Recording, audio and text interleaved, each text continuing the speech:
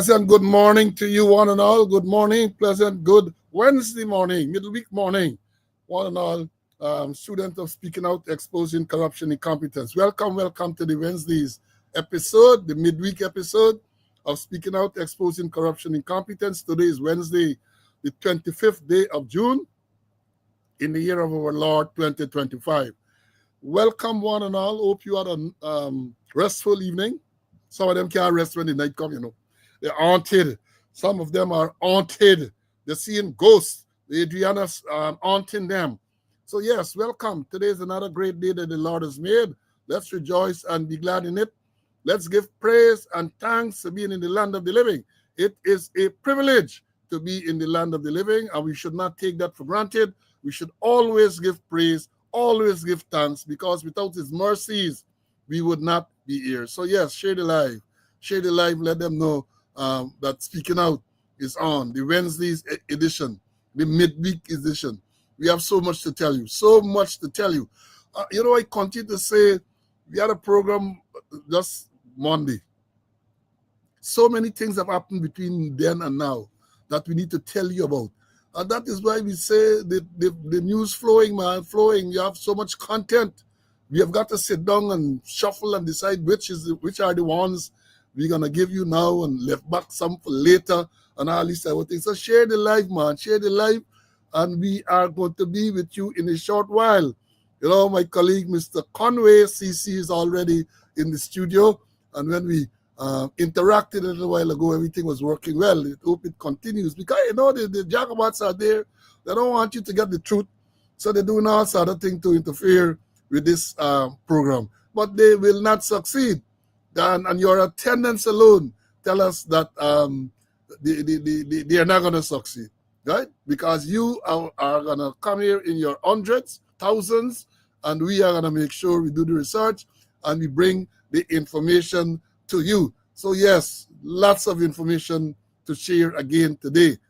As is customary now, class, the gates were open at 7 sharp, and once we open the gate, students were there, line up to come in.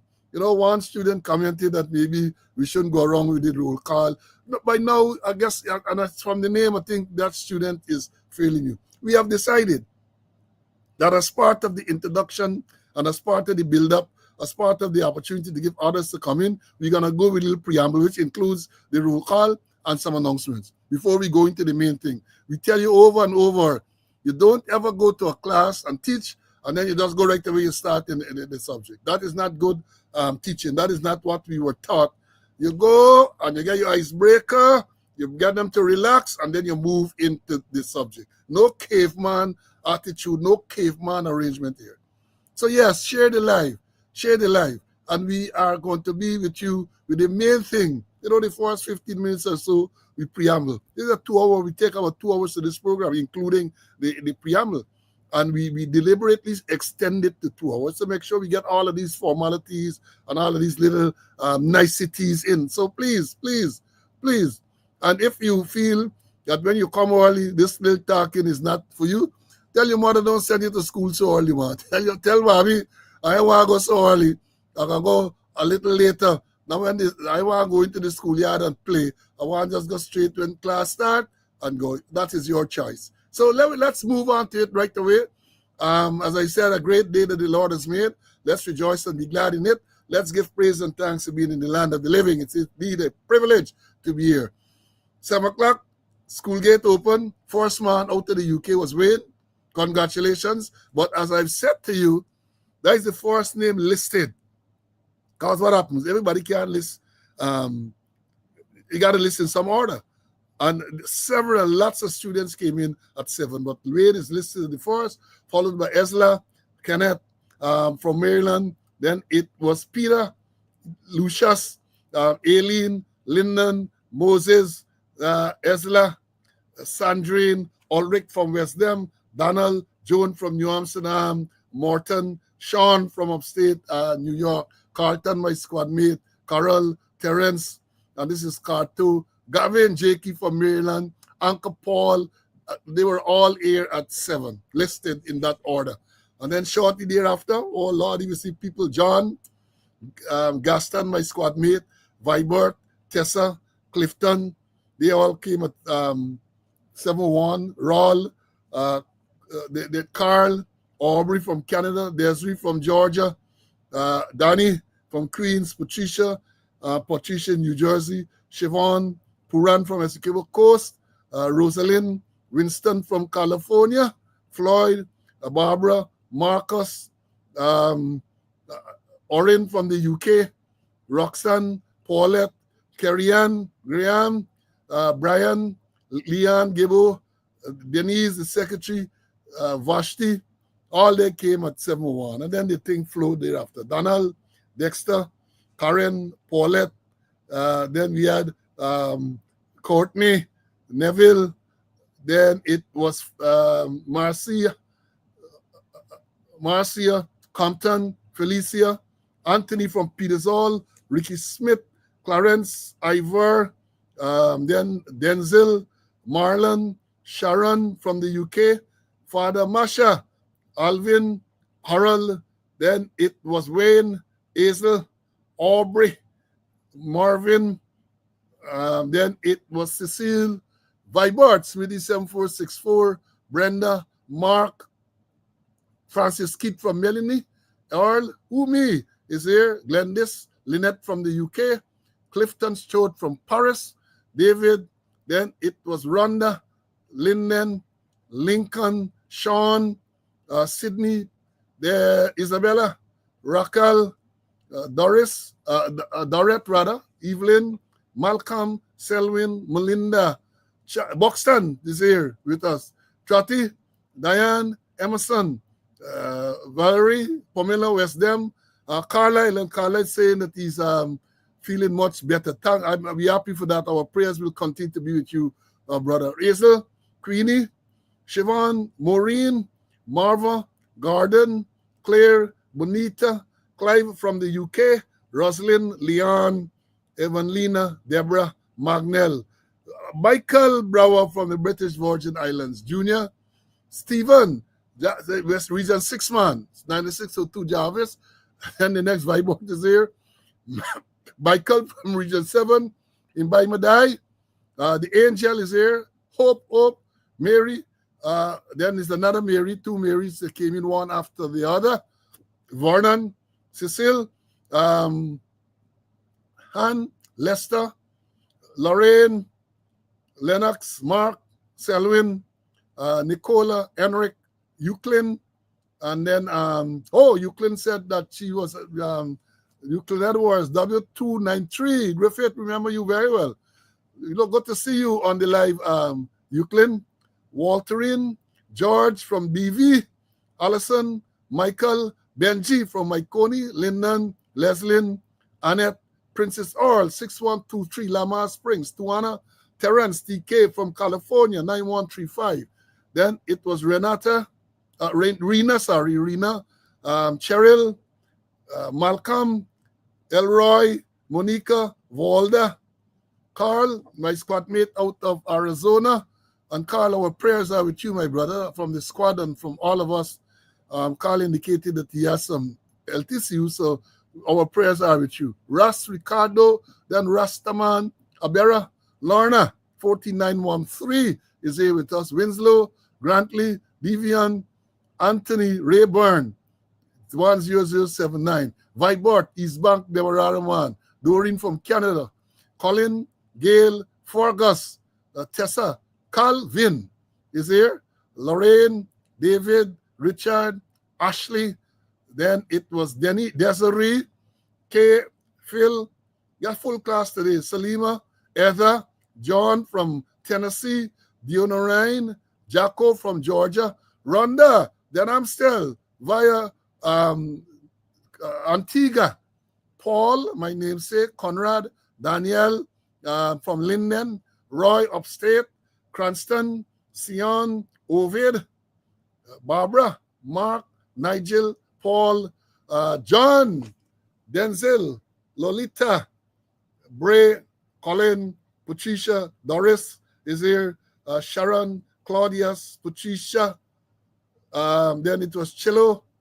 Chilo was followed by Margot, Paulette, Mark, then it was Angela, Alista, Vorlin, Estrick, Mark again, Gloria, John, Delan, Boo. Then S1 is the man who said, well, forget about the roll call. We can't forget about the roll call, brother. Marva, Karen, Jam, Cecil. Now, Cecil has an interesting statement there. Should check out the Calypso by King Obstinate. Who Killed My Sister is the old Calypso. As I say, I'm not in the realm of Dr. Hines and people like Cecil, because Cecil is a known man who judges Calypso competitions and all of that. So I listened to the song a little while this morning, Who Killed My Sister? It's on YouTube by the King Obstinate. Students, that's your own work. Listen to it, Who Killed My Sister by King Obstinate. Then we had Reggie.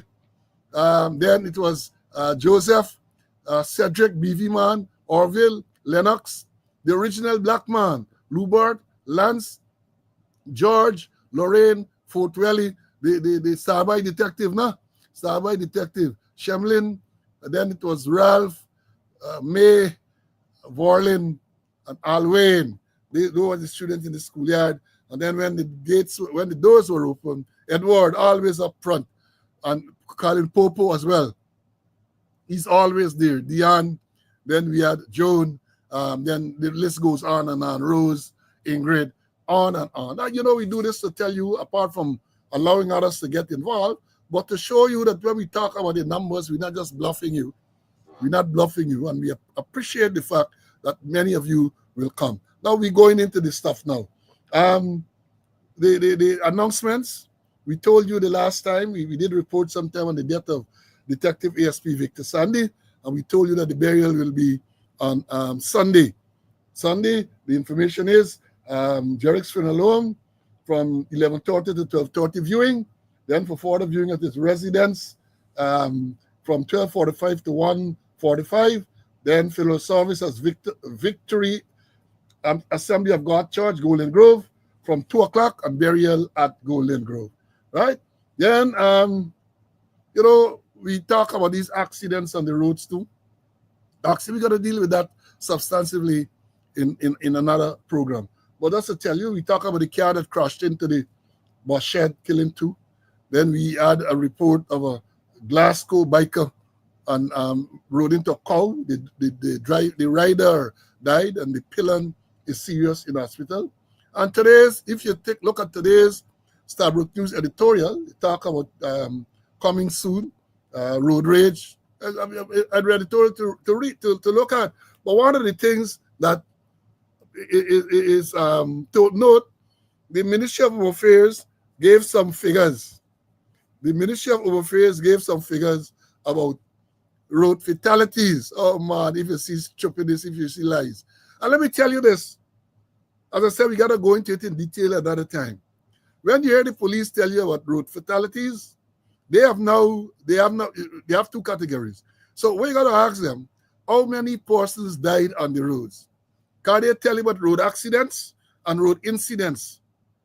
They tell you about road accidents and road incidents. So, for example, these 2 persons who died, I understand one man was actually under the shed. When the car crashed into the shed, the man under the shed died, as well as the man who was driving the car. Both of them died. That is not a road accident. That is an incident. The man who rode into the cow and died, that is not a fatal accident. That is also an incident. That's how they're cocking this thing. That is how, because I think there's something like 58 or 50-something fatal accidents for the year 2025. Who they're talking to?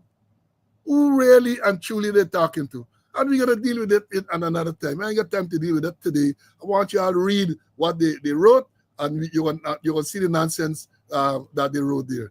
Right, so, remind you that today is 467 days since Police Sergeant Vaughn was killed. 467 days since Vaughn was shot and killed. They told us it was a friendly fire. One of his colleagues, that's what they said. That is what they told us. And up to now, 467 days and counting, we ain't hearing anything more. We are not hearing anything more. We're going to keep reminding them. And yesterday morning, we learned of the sad news of the passing of attorney at law Marceline Bakas, Butcher Bakas and Borbis, one of the prominent lawyers over the years in Borbis. Mucho, well-known person, well-known. Anybody who's stationed in Borbis, like if you're stationed in Borbis, once you're in the police thing, you know Mucho. Mucho was one of the more prominent senior counsel, I must add, in Borbis. I had one memorable encounter with Mucho when I was a commander there. There was an incident. One of his clients made a report to him about some unprofessional action or actions by the police. And he believed this client, and he asked to see me, and he came to see me. It was a really serious and damning allegation, right? A female client of his claimed she was in station, claimed all sort of thing happened to she. And the matter was gone into right there and then. And it was discovered that the girl lied to him.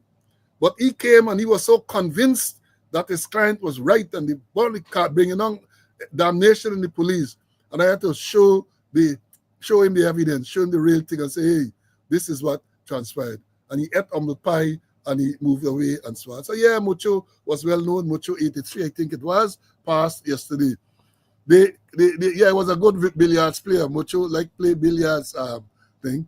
And you know, all of us have to go one day. All of us have to go, including those who are thieving. All of them are thieving and lying and doing that sort of thing. All of us have to go to one day. So, condolences to the relatives and friends of those deceased persons.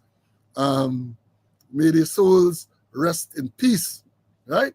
Now, in terms of birthday greetings, before I bring in CC, today is the birth anniversary. And you know, I can't sing, I can't blow and thing. One and only is on the live. At least he was on the live earlier. My squad mate, Charles Goodman, Buxton. Charles Goodman, 9407. I think he's the retired chief inspector. Buxton is celebrating his natal day today. Also celebrating today is former cadet officer Damian McLennan, the same man with the railroad and get before the court. Remember that thing? Railroad, Damian McLennan in the Quinton Bakas murder charge. He was not at the scene. Was not at the scene.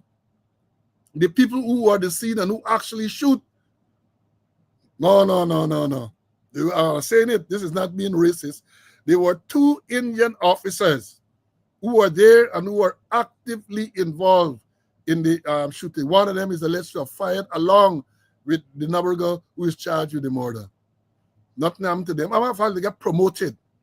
They are promoted. And Damian McLennan, who was nowhere there, right? Nowhere at the scene at the time. The evidence is clear. Charged with some fancy offense. You know, just find these things, the DPP, right? The trial is going on. Has not concluded since 2022.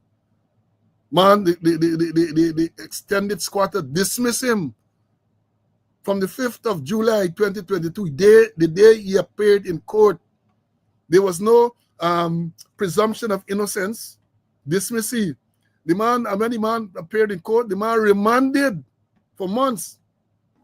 And you know what? While on remand, he continued to study and he got his master's degree. Congratulations, my brother. You have shown the type of strength and resilience that many of them don't have.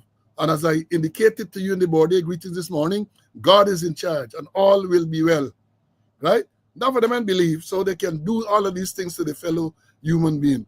But God is in charge and all will be well. So Damien is observing a natal day today. Today, too, is the birth anniversary of a retired, I think he was chief inspector, Manny Tristan Emmanuel. Tristan Emmanuel, we all knew him as Manny Traffic Man. What was Manny number? 7707 or something like that? Something like in that range. Manny Tristan Emmanuel, my countryman, is a BV man too. At least he grew up in that area. I think he moved along. Lives somewhere with Melanie, somewhere there. But Tristan is celebrating a birth anniversary today. And another person I want to shout out to, he wasn't the police, but he was 7706 Emmanuel. Yeah, right. Thanks, my boy. I know it's somewhere around the range, 77 or something, right? I get a little old house, so I just forget these numbers. But Tristan, 7706, I'm told. And William Blackman. retired Supreme Court Marshal, right? He is also observing a birth anniversary today. So congratulations to all those who are observing today, who observed recently, and who will be observing in the near future. Let me bring in CC, and then we're going to come back. I got a few more announcements, and we're going to come back. CC, welcome, my brother. Good morning. I'm happy to be in the land of the living to do God's work. Senior Counsel Muchu Bakas. I remember him well. I interacted with him when I was Commando Borbis. And, I had two unprecedented issues. He had filed legal action against the police and the state. And the matter was listed to be held in chambers. And the DPP gave me the fiat to go and represent her. And there I was in the High Court, in chambers with the judge, I think was Justice Cladid Singh and Muchu Bakas, and we argued both sides of the case, And when we finished, he said, "Man, Commando, let me go and have lunch." And after then, we had lunch. And there are many times when he will call me and find out certain police issues. And when I told him this, he said, "Well, Commander, if there's way, sir, I believe you."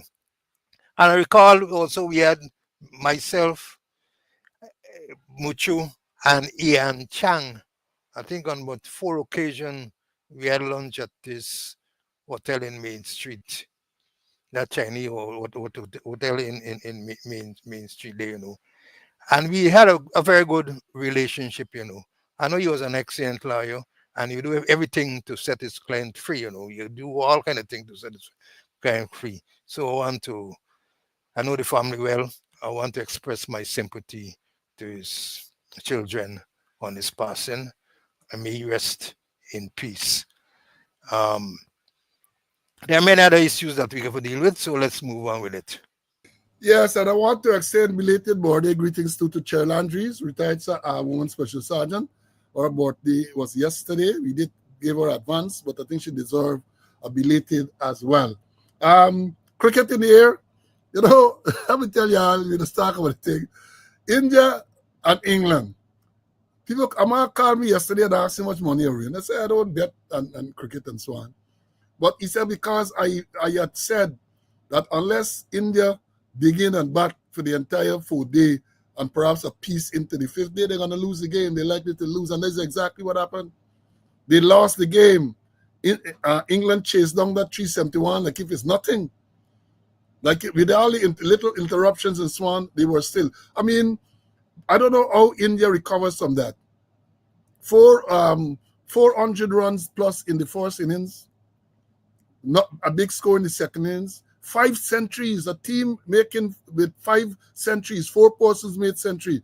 Because Rishabh Pant got 2 centuries first innings, second innings. He got centuries, 5 centuries.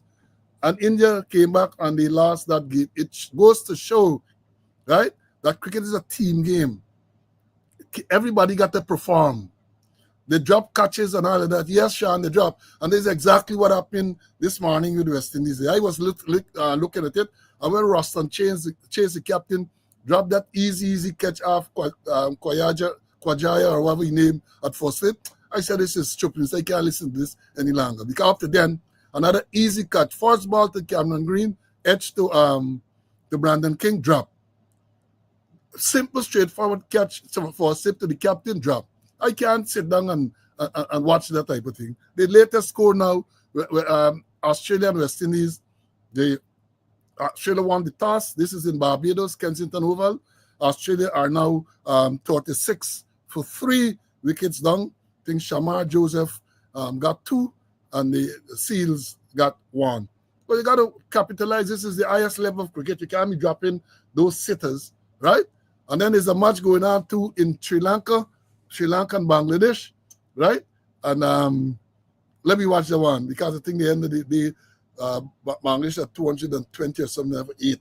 So let's see where that will go. I want to say congratulations to Coretta MacDonald, Member of Parliament, on being elected as the president of the Guyana Teachers Union. elected unopposed as president of the Guyana Teachers Union. That gonna forgive some people nightmares too. Priya, your good friend now is in charge of the Guyana Teacher Union. So I don't know how that is going to play out, right? So yeah, the cricket is on. And Coretta, congratulations to you. I'm sure Mrs. Scanlon want to make some comments on that before we move on. He's a cricketer like me too, so you want to say something. Cici, go ahead. Well, who said that Test cricket is dead? They say one day and 2020 killed Test cricket. That was an amazing Test match. Imagine India, 5 centuries, but then again they crumbled at the bottom. In the first innings, I think 7 for 30 something, and then the second innings 6 for 30 something. Apparently like the tail start till in the neck. But to make 400 in the first innings and 300 plus in the second and lose a match is nice. But it was Test cricket at its best. I watch it nearly every ball. And as you said, you said that the English team, if you give them a little thing, sorry for you, that they playing the type of cricket that they're attacking cricket. And as long as they get an opportunity, they go on with it. And it was congratulations to them. It was an excellent match. And congratulations also to McDonald for being appointed the president of the GTU. I know she's going to continue to do excellent work on behalf of the teachers. Yeah. That was an outstanding Test match indeed. Outstanding Test match. And you know the Test cricket ended. But I was saying, it's difficult for any team to bounce back after that defeat, Difficult for any team to bounce back after that, right? Ricky, like, I don't know how Rasta did for slip. I think, first of all, it used to be Craig used to feel it, so I don't know what happens with that. But we move on. I still give you some homework as to the senior police officer who is alleged to have taken me 50 million and who alleged to have shoot up. Me and hearing y'all on that. I hearing y'all. Well, warm up, you make some suggestion, but it's a homework y'all get. And then yesterday was Symbols Day, you know what I mean? The parties that are contesting, that want to contest they're calling September the 1st general and regional elections in Guyana. Yesterday was the day when they had to submit the party symbol. And I understand that the next process is now that the GCOM will examine the symbols to see if they are suitable and all of that. They already, remember Robert Prasad already objecting to the win, right? That is the T. Mohammed symbol. They already objecting, said how the Jaguar should not be there. So let's see where that will go. I suspect that there all sort of fault is going to find GCOM, going to find all sort of thing for them to change it. Or watch and see what going to happen. Look out for all the shenanigans. Look out for all the shenanigans, all the obstacles that will be put in the way of all the small parties, especially T. Mohammed. Give them nightmare. Giving them nightmare. So they're going to do everything. And we're going to talk about that a little more later. So yesterday was Symbols Day. We understand 24 symbols were submitted. So we talk about 24 party. That remind me back in the day when you used to get bubble party. After lunch, there's all them party combined there. Well, they haven't combined, but all of them get a whole little thing. All getting the whole thing going on. 24 symbols were submitted yesterday. Let me see where that will go. Now, there's another matter coming out of Linden. There's a matter coming out of Linden. I want y'all pay rapt attention to. It is alleged that there was a PPP operative in Linden who was going about collecting money from people for give them house lot. Can you say you get connection with them buys at Freedom House and elsewhere? Right? That's why he was telling people, collecting the money, I gonna talk to this man, I gonna talk to that man, I gonna get house lot. And it's canning people. Right? So the report is that report was made, one or more, I don't know any report, he was charged for fraud. He was charged with fraud. But the man believed that he's so powerful that we understand he wasn't attending court to face his trial. He wasn't attending court to investigate to at his trial. Barlet, you should know a Linden man, right? In charge of, well, he's a big PVP man up at Linden. I understand yesterday or sometime recently, the magistrate sentenced him to 9 months in prison. Well, a lot of things, because based on what is floating around, we need to let you know, we need to analyze and let you know, because there are some things that concern me. First of all, if he is charged, I anticipate that he may have made an appearance. If he made an appearance, then he would have been put on bail. And if he is put on bail and he fails to attend court, one should expect an arrest warrant should be issued for him. That is what I would have expected, right? That an arrest warrant would have been issued for him. And once the arrest warrant would have been issued, then he would have been taken there. But they said he's sentenced to 9 months in prison, which means that there would have been an ex parte trial, meaning that he was tried in his absence and found guilty and sentenced to a term of 9 months imprisonment. Now, in the absence of the arrest warrant, once you're sentenced, I don't know, because when you're sentenced, you know, the magistrate ought to have issued a commitment warrant, a CW. You understand? Listen, take in the lessons. The arrest warrant is for you to be arrested and taken to the court if you are a defendant and you're turning up, or if you're a witness and you're turning up, arrest guy before the court. Now, in this case, based on the sketchy information that is coming to hand, this man, out of the magistrate can't sentence him to 9 months without a trial. And if they say he wasn't attending court, it means that he would have been tried behind the back, ex parte trial, and sentenced. At which stage the magistrate have to issue a commitment warrant. Now, a commitment warrant is for you to be committed to the prison. So once you are held, you aren't going back to no court, it's straight to the prison. That warrant, that CW, gives the prison authorities the power to keep you there for whatever length of time is said in the warrant. And it's a commitment warrant. It's not a sentencing warrant as the police corporate communication unit does tell you. It's not like a sentencing warrant. It is a commitment warrant issued under the hand of the magistrate and you got no. So we're watching to see, because I want to know a lot of things in this matter, because I understand since this one matter, other witnesses or other victims have come forward to say that the man carry away their money too. Other victims have come forward to report to the police that this man, KL Rahul, you know, he's one of the centurions yesterday, KL Rahul, take the money. And I hear all sort of magic taking place now. They're running there and they're running there. Let me see how this is going to play out. Magistrate sentenced to 9 months in prison, and I understand they're jumping Joseph and all them running around to try to save one of their supporters, one of their senior supporters in the area. CC, I'm sure you would have heard of this. You're man in the loop like me.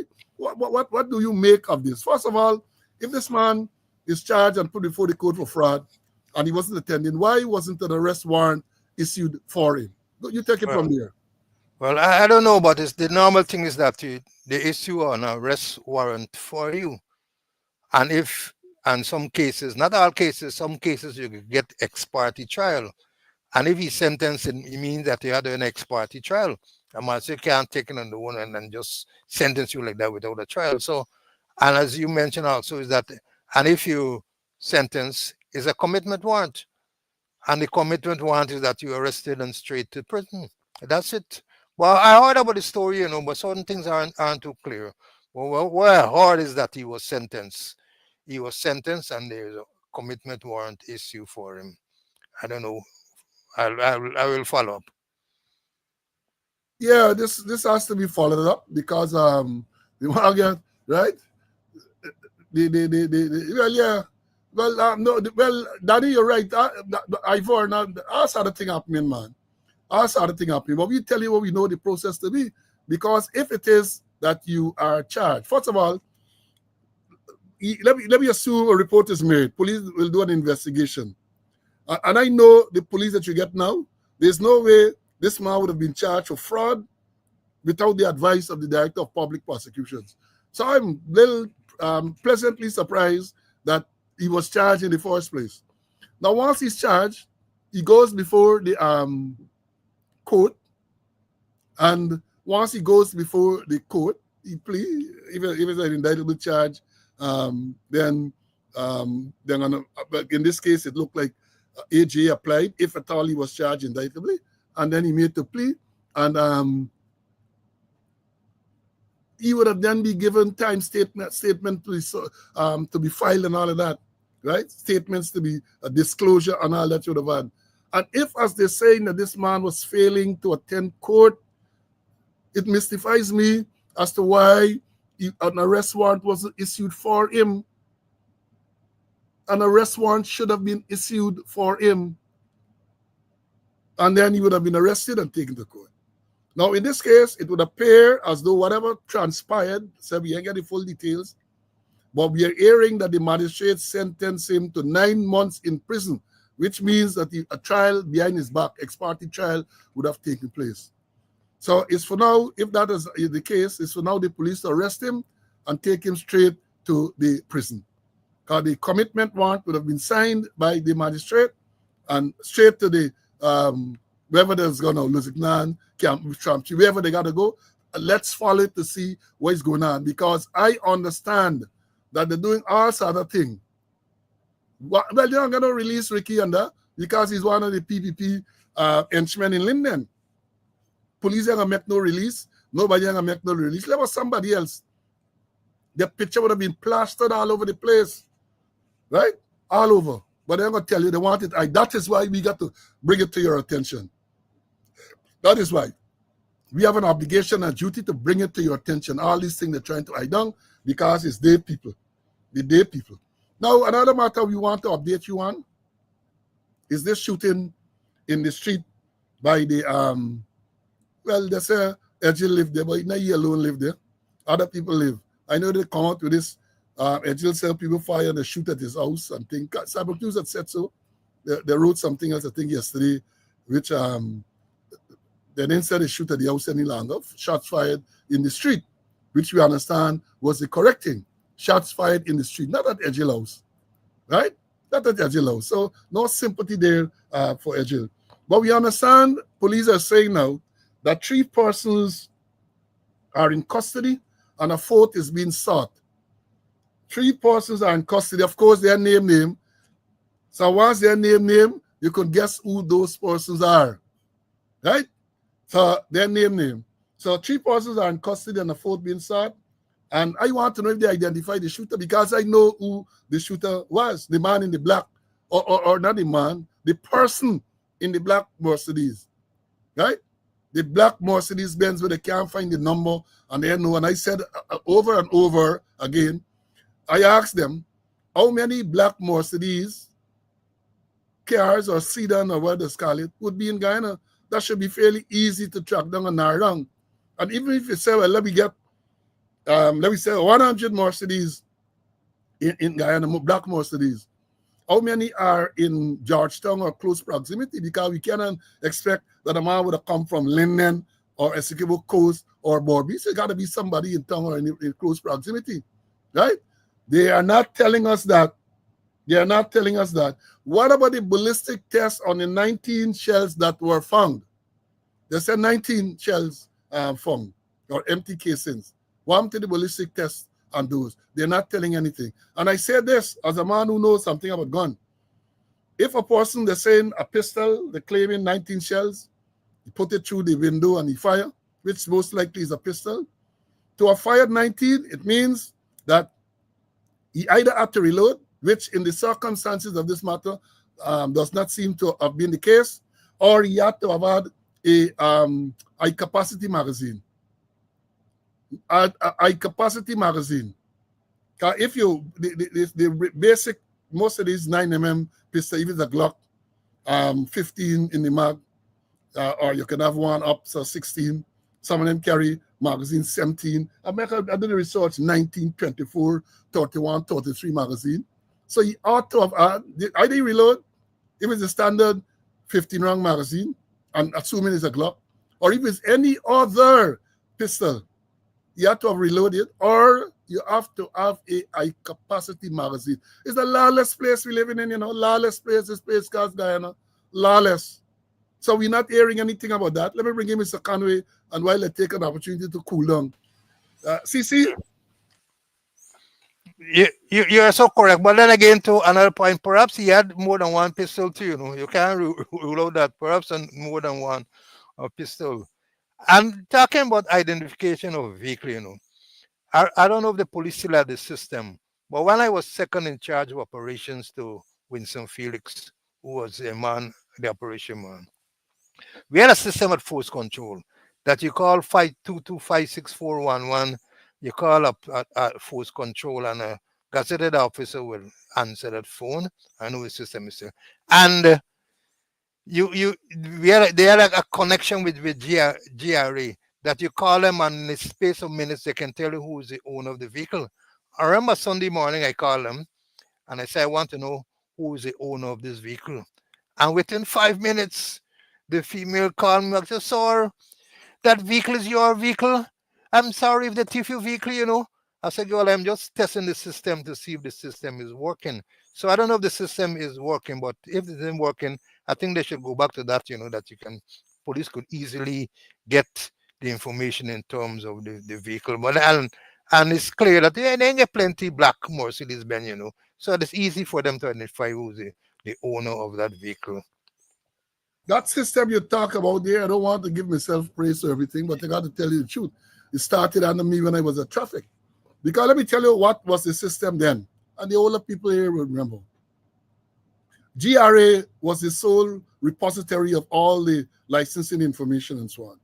So if there was an accident, or if you need to get some information on any motor vehicle, you had to contact GRA. We had this guy Paul there and so on. We used to get a contact. The issue is, the problem is to come if it's in the night and GRA don't close up, or late afternoon. You have to wait until they open the next morning to get the information. And if it's a weekend, something happened Friday afternoon, you can't get the information from GRA until Monday morning. And if it's a long weekend, you get a lot of problem. I kick up a lot of stink over that. Because you had many cases in them days I used to try to rein in the minibuses. You want to know who is the registered owner of this particular vehicle, and you can't get the information readily. And then we made this link where controllers, you said, had access to this information. I guess it would have developed over the years. Well, I remember when I was traffic chief, big nights I met with, I think it was Korshid there. I can't remember, was Korshid Satar or whoever the man at GRA was. They were the sole repository of all the information to deal with motor vehicles. So when you wanted information, some bus either accident or something, you can't get the information from them. In the night, you gotta wait till next day. And I said, it's nonsense. I kick up a stink, and Lewis was in full support of me, and we managed to get it changed. Right? So these things are things that I know of, having been directly involved in these things. Right? So, all right, let me move on. Now, there is a matter that I saw. Hell, Lord. Oh, share the live. This one beats enough, not all, beat enough. And I'm talking here of this guard, this fantasy game launch, robbed by the guard. This guy not easy. This is a man who is employed with a security service. The security service is employed to guard this casino. And they're reporting here that the guard that they assigned to rob the casino, the guard robbed the casino. The guard they assigned to guard the casino, the guard robbed the casino. Let me read the article, it's long. They say, and this is yesterday's Starbucks News, fantasy game lounge located at Giftland Mall, Torkine, was robbed of 13.1 million on Sunday, allegedly by an armed security guard who was on duty at the establishment. Let me read on. The police last evening put out a wanted bulletin for the guard, Rakim Benowen Nicholas, 24, his last known address is 200 West Rhineville, Georgetown. The police said in the release that the money was the property of Sylvia Thomas. The robbery occurred on Sunday about 5:30 a.m. The police said that Nicholas is attached to the Castle Security Service and was on duty at Fantasy Game Lounge. He was armed with the security 9mm pistol and 17 rounds. Preliminary investigation, the police said in the release, revealed that at the time of the incident, the establishment was closed to the public. 5:30 in the morning, closed to the public. The 21-year-old supervisor of Fantasy Game Lounge, they get a name, exited the cashier area to assist the 27-year-old female floor supervisor in cleaning the game area. The suspect, who was armed with a 9mm pistol, approached both Sankar and the floor supervisor, took out his firearm, pointed it in their direction, and then discharged a round in the air, demanding that Sankar open the electronic door to the cashier area. Sankar complied, and the suspect then ordered him and the female supervisor into the cashier's room and further instructed Sankar to open the vault and place all the cash into a garbage bag. The 24-year-old suspect then walked out of the building with the cash. CCTV camera at the Giftland Malls, the police said, captured the suspect walking out of the Giftland Access Road, then turning west on the railway embankment. He stopped motor car, they get the number, which drove away in a western direction.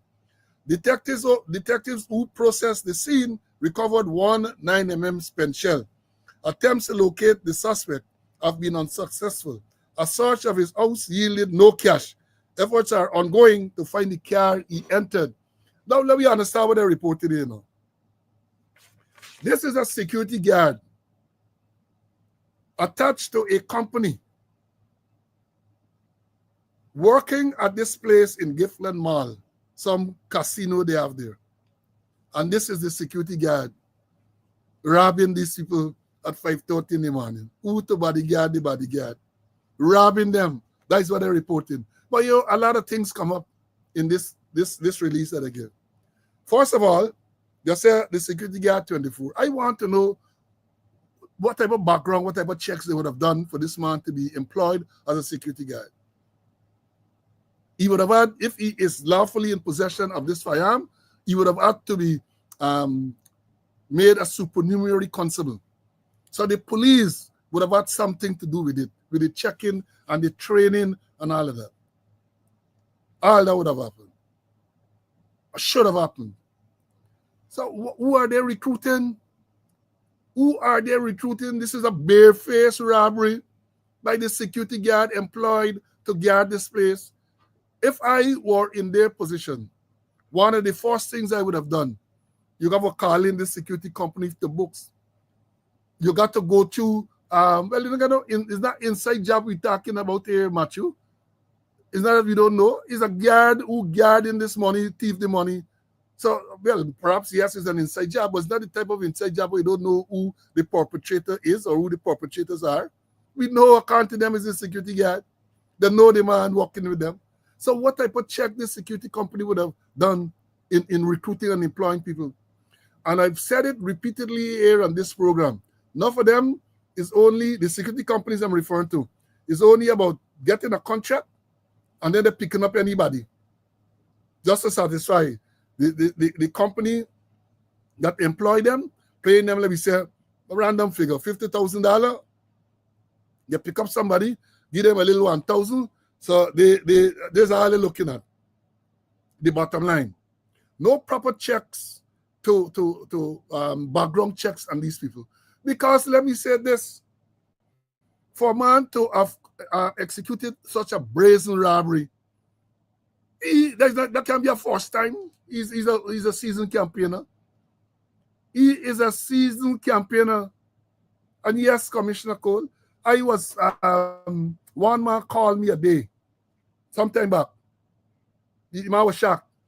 He said he passed by the Guyana station at Vicinian Road and by the railway embankment, David Street there. He said, and the man whom he saw security guard guarded, he know the man as a man who used to commit robbery, a man who got sentenced jail, enough time for robbery. He said the man was armed there with a security uniform, walking at this place, Guyana gas station. And I guess they employ some security, they get a security company to provide the service. But a lot of people walking around the place, say if a man get all them conviction for robbery and all them everything, you get a gun and tell you walk at the particular place. Chances are that if you rob that establishment, you can go out commit it and come back there, get alibi. No, I was on duty at the time when this thing occurred. That is what is going on. But I saying that the security company should be calling for fitness. I remember when I was Commander A Division, around 2004, 2005 time there. I went there in 2004. Can't remember the exact year this happened. But they had a particular security company with close contact to people at Freedom House, right? They had one of the guard working at Sapphire. He was armed with a shotgun. And they reported that somebody stole the shotgun from him. And when the investigation was launched, it was discovered that the man was not a supreme consul. He was not authorized to carry a firearm. He was picked up somewhere in Albaiston. Because that is what a lot of them do. They just drive around. They got a very permanent one in Regent Street. That was the complaint. Drive around the place, pick up some junkie, give them uniform, put them for guard there, give them a little raise, take back the uniform in the morning, and they got. That was the allegation, right? And when we launched the investigation into this one with the gun that was missing at Sapphire, we discovered that two revolvers could not have been accounted for. In one, the thing they claim that they went to one of this guard, they had an office or they had some work. They used to work at Gimpex building in Regent Street. And they said the man put the gun, somehow the gun ended up in a garbage bin and it was dumped out and so on. And the next one they claim, the man went to lunch somewhere across the river. He put it under some seat or something like some cushion for a chair. And when he was ready, the gun disappeared. You know what action I took? I seized every single firearm that was issued to that company, all. And said we got to do a complete audit. And this is not only an audit to determine where the firearms were, what type of system they employed in recruiting people. We did that. And I can tell you this. I get call from all over the place. Enough call coming out of Freedom House and all them place. For they begging for them. I said, no, I beg for this man. We got to do a proper audit. I remember the man who I sent was a man who the officer was the officer at Alberton. The officer went to with me in Namibia. I remember calling him. He was the man assigned to go and seize all the firearms. And the same company, that company I'm referring to, at some stage after, you all remember when the government had what they call the one laptop for family? They were guarding this bond where those computers were in Queenstown. And then they discover a whole set of computers disappeared from the same company. They used to call in. Oh, they beg it. I said, no. I ain't giving back no gun. I'm not giving back the firearm. They got to come, let us know. Talk to me. When I said, let us know, let us do the investigation, statements and all that. They run long. I understand that when I was removed from a division, right? When I was removed from a division, the then commissioner reasoned with them and they get back the gun and all this everything. I am saying something similar should be done to this company and the others, because this is not an isolated incident. The robbery might be, but in terms of how they account for the people they recruit, who can forget the one who took the AR rifle and killed the twin girl on the East Coast? Who can forget that? And what happened? Who can forget the one where the security shot and killed the little boy somewhere on the East Coast at some car place or some spare part place, shot the man with the shotgun and kill him. And then they jump up with big knives, Ben, and then they say, oh, all the guns of the company have been seized. And what happened to them matter? What happened? It's just enough talk. I can investigate and bring it to your attention to find out what's going on. Because those people can do what they want because they get connection. The majority of those people you see parading as security company and all this everything, all of them are almost all are in violation of the Private Securities Act. All of them. And they're not doing anything about it. All of them are in violation.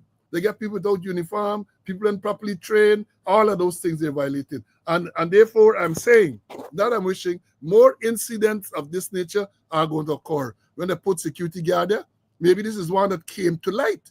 But who's to tell that we have not had many more incidents like that? Let me bring in Mr. Conway. CC, what's your take on this private security? Who is put to guard this place? The man openly, you know, that master on the target, you just got to decide, you got to stick them up and carry the $13.1 million. What is your take on that?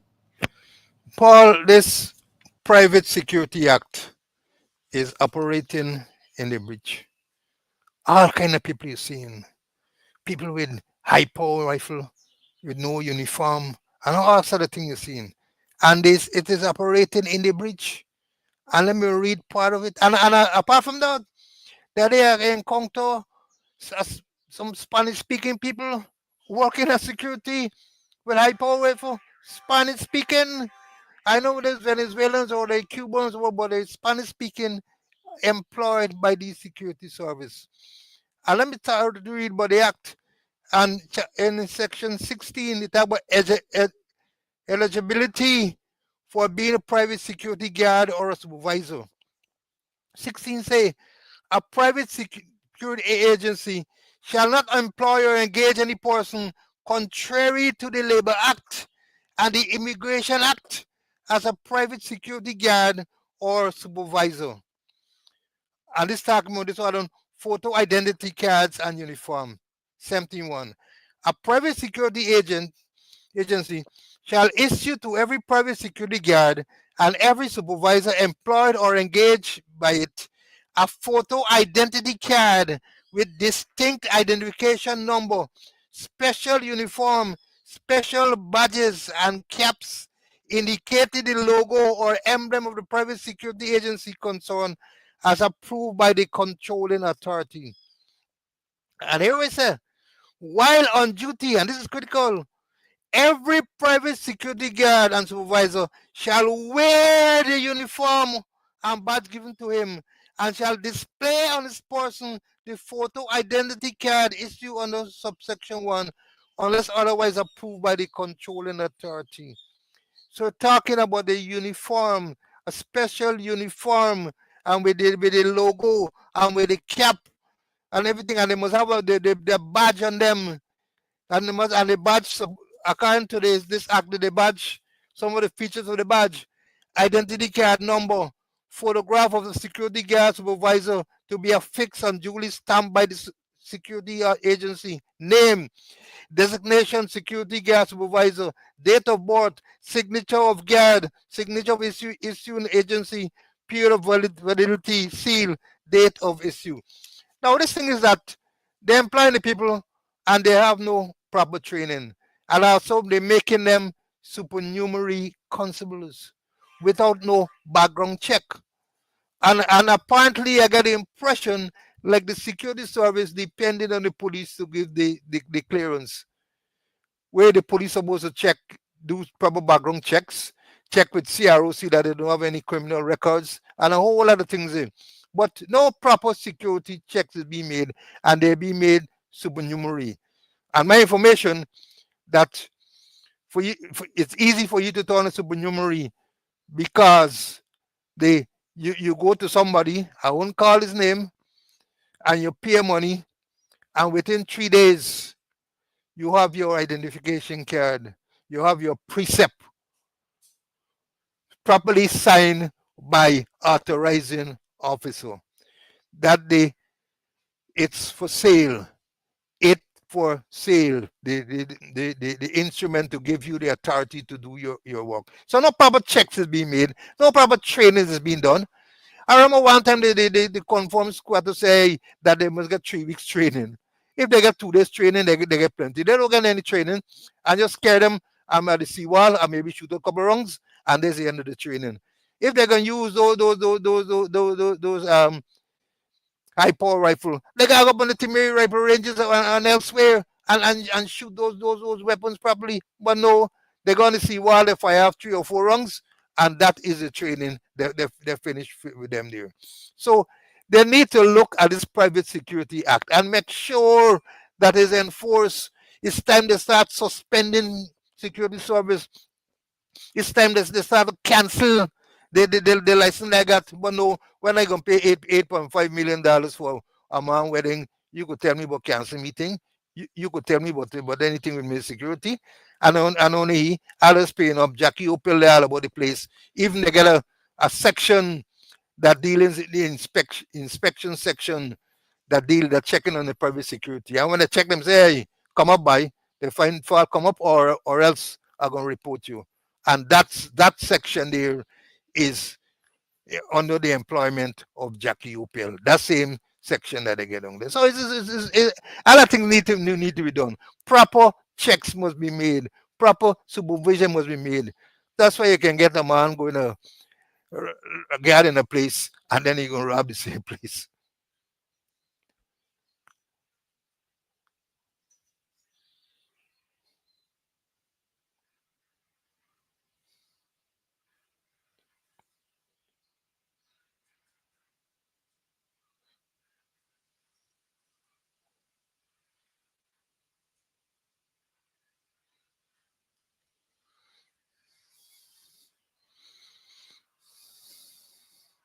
No, I'm saying that I read it there. Let me read it back because I was off.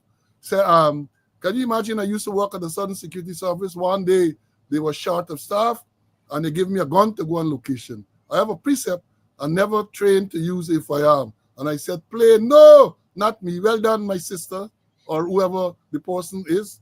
Right? That is it. Because that is what's going on. The evidence is clear. That is what they do. Just pick up anybody and send them because they remember the entity or the establishment will be paying them for armed security so many hours per day. And they're looking at the money that they get in. Because if they get an armed guard, the people pay them more for armed guard than an unarmed guard. So they just want the money. They just want the money. And that is what is happening. And you're going to have more of that. You're going to have more. Because the system has fallen down, broke up. The system broke up. And because many of them are benefiting financially, they make it. Look, you got to talk these things. Check, do an audit to see who are the owners or who are the principals of these many, many security companies. People tell you many of these people fronting for people in government and all of that. Many of them fronting for people in government. So you can say John Jones is the owner, but John Jones is not really the owner. John Jones is just the front, and all the contracts going to these people. That is what is happening. But that is what happening. Lack of trading. Again, I say it is frightening to walk around Georgetown to see all these people with all these high power weapons and so on. And when you know that they have little or no training, it is indeed very, very worrying. Very, very worrying, my brothers and sisters. You got to be extremely careful. Now it's gone to another level where the same people who they put, at least now it is revealed, because we suspect a long time it has been going on. Well, now the thing is brazen, bold face. Just got to stick up the people take away the money, $13.1 million. That's it. That's it. Right? That's it. Now, let me go on to another matter. I tell you all, tune in, share the live. Share the live. Things eating up now. Share the live. Can you recall, it might have been Friday or Monday, I can't remember when, we told you about this report of this accident and the quarantine, where it said that this car drove off the road and the lone occupant of the car drowned. That's what they said. We told you all about that. And we said that information coming to hand that it's more than that. There's no car drive off the road and the woman drowned. Now, I learned yesterday, somebody, let me read what they said last night. This is yesterday. Something come out, I'm not sure where it came from, but it was on social media, saying that the boyfriend of 22-year-old Stacy Walton, whose body was fished out of a canal at number 7 Village, East Coast, Berbice, on Friday last, is to be arraigned with manslaughter. Arraigned with this. That is how they write. They're writing poorly. Following advice from the Director of Public Prosecutions, the police confirmed that the boyfriend will be making his court appearance tomorrow. That's today. Family members had expressed concern over the circumstances under which the young mother of one met her demise. An autopsy performed by government pathologist Dr. Bridgman gave the cause of death as asphyxia and drowning. Police are of the belief that the boyfriend reportedly pushed the woman's head into the trench so that she drowned, and then put her body in the car and put the seatbelt on before pushing the car into the trench. It was initially reported that the woman died in a car crash and that her body was pulled out from the wreckage. Then they say Walton, this deceased, resided at Alexander Street, New Amsterdam, Berbice. Now this morning, after they said number 7 Village is somewhere East Berbice. I think it's somewhere like the Bolam area there. That stretch a road somewhere there. There might be somewhere in the area, right? So yes, it's the number 7 West Coast Berbice, but I think they got some number something on the long stretch where they said the long road. Somewhere they get the thing. So they say, I think that he said $1 million bail. Now let me read what Stabrook News said this morning, then we're gonna analyze this. The police last evening said that the boyfriend of a 22-year-old New Amsterdam woman who died in an accident on Friday night will be arraigned in court today, right? Yeah. They said, while the police did not say what charge Alfred DeYoung, called Natty Boy, will face, a statement last evening said he will be arraigned at the Reliance Magistrate Court today based on legal advice which was sought. He is being charged in relation to the death of Althea Walton of number 7 Public Road, East Berbice, after reportedly driving the motor car owned by DeYoung of the number of 717 Charlotte Street, Amsterdam, Berbice. On Sunday, police stated that a postmortem examination conducted on the body determined that she died of asphyxia and drowning. Reports indicated that Walton, well, the Guyana, are going to all of that with you all. But I got some questions to ask. If what they're saying is true, I see somebody say that he appeared in court, put on $1 million bail for court again on the 4th of July. That's what somebody is saying. Now, let me understand. If what they are saying is true, that this man basically strangled, causes asphyxiation, she died from strangulation. Asphyxiation, when I did foresight, when you ask what is asphyxiation? Asphyxiation, is a dying need for fresh air, a lack of fresh air. Asphyxiation. How do you treat asphyxiation? You either remove the cause from the casualty or the casualty from the cause. I remember before I said this, you remove the cause from the casualty or the casualty from the cause. So every say the cause is drowned in the river, in the water, you remove the casualty, the person from the water. In some cases, let me say asphyxiation caused because something blocking the windpipe, you remove the cause, which is the thing, from the casualty. That is the type of training we had for 6 days. I remember that very well. So if it's asphyxiation this girl died from, and if they're saying that this man, as they're claiming one body claiming that they reportedly pushed the woman head into the trench so that she drowned, and then put her body in the car and put on the seatbelt and push the car into the trench, how is that manslaughter? Y'all tell me this. How is that manslaughter? Based on what they're saying, I don't know what evidence or what they came up with, but I would think that based on what they're saying, based on what the police say, if you're going to charge you, that is murder. How you can call them manslaughter when somebody intentionally hold another person's head underwater and cause them to die, and then try to cover up it, put them in the car, strap seatbelt, and push the car over into the river or into the trench to create the impression that there was an accident. I heard the report from the girl's father. No sign, no skid mark, not at all. They got a heap of sun. They can't even disturb the sun anytime. You tell me how that is manslaughter. You tell me how that is manslaughter. There's a clear case of murder. When you come, you talk, they want to come after you to tell you all sort of nonsense. It's like that. I can't think it's done. It's corruption. It's corruption up to the core because based on the circumstances, the mere fact that you're going to charge can't be manslaughter. Any manslaughter got to be in the High Court, got to break that down. Not you, the police, charging for no manslaughter as the initial charge. I don't know what's going on now at the DPP's chambers and all of these places. But I know as a police commander, in those cases, a matter like that is murder. Murder. The elements are there. Malice aforethought. Malice aforethought along with other stuff. Murder. And then when they get to the trial, they might plead to the lesser count of manslaughter, but that is not, cannot be, should not be the initial charge. Should not be the initial charge. Let me bring in CC. I got more to talk about this same matter. CC, how in Christ's name, given what they're telling us, that this is a manslaughter charge?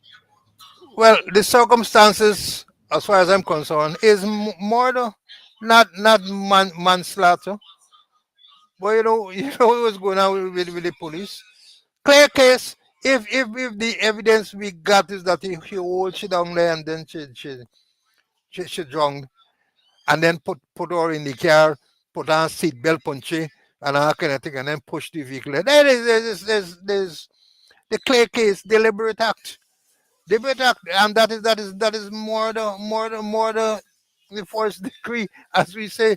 But the thing is that we as commanders in our days, Paul, sometimes we don't even got send the file to DPP. It's so clear, the evidence so clear that you charge and then send the file for DPP, charge for murder and send the file to DPP, and then the DPP might give the ones that reduced to manslaughter. There's their story, But we get commanders now who could stand up, who know what they really got to do, and even investigators too, For me, is murder, full stop.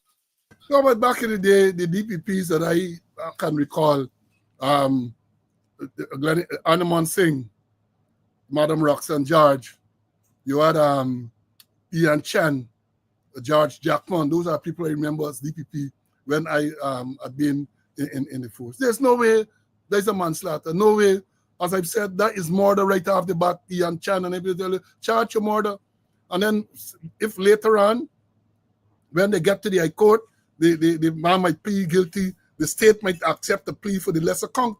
But there's no way, in that case, in those circumstances, well, they might say they get more, but I am saying the mere fact that you're going to charge, got to be murder charge. Cannot be any manslaughter charge. But that is how broken the system is. And again, it all depends on who the person is. But I want to tell you, I'll play a tape. Remember, bear in mind, student, make a note. The name of this man who is charged, let's say he's charged, is DeYoung, or DeYoung. Alfred DeYoung. I think that is how it is pronounced. DeJonge. It's Dutch. Alfred DeYoung is charged. Called Natty Boy. Right? Now, I'm going to play a tape with a previous incident. And you all listen to this carefully. Take your notes carefully. The clip is about 6 minutes long, and therefore I crave your indulgence, student. Right? Same thing. It's let me warn you up front, they say viewers' discretion is advised. Because it's a little painful. It's not in terms of gore and all of that, but it is painful to hear this story that is recounted. I try to pull it up here so I can play. Yeah, listen to this carefully, student. It's about 6 minutes long. And here we go. Monday, March 27, 2017, with the News IMI for Wharton. Thanks for joining us. We begin this evening by telling you that a young mother, badly disfigured by the father of her children, is seeking your help financially for surgery overseas. Shonda's entire face is completely disfigured. Corrosive acid burnt away her nose, eyes, and upper body. Within the blink of an eye, this woman's life was changed forever at the hands of the father of her children. After enduring almost 10 years of abuse, Shonda Williamson decided that she had had enough and finally summoned the courage to walk away from the relationship. But her former lover was not prepared to let her enjoy a life away from his control. The man journeyed from Linden Region 10 to punish the mother of his children by attacking her at a friend's house in New Amsterdam, Berbice. Williamson was full of life and hope for the future. She had just begun working and was caring for her two boys away from that toxic relationship when the incident occurred. The perpetrator, Alfred De Jong, also known as Natta Boy, committed the horrendous act while screaming, "If I can't have you, no one else can." Every time I leave it, I always move home back by my mother.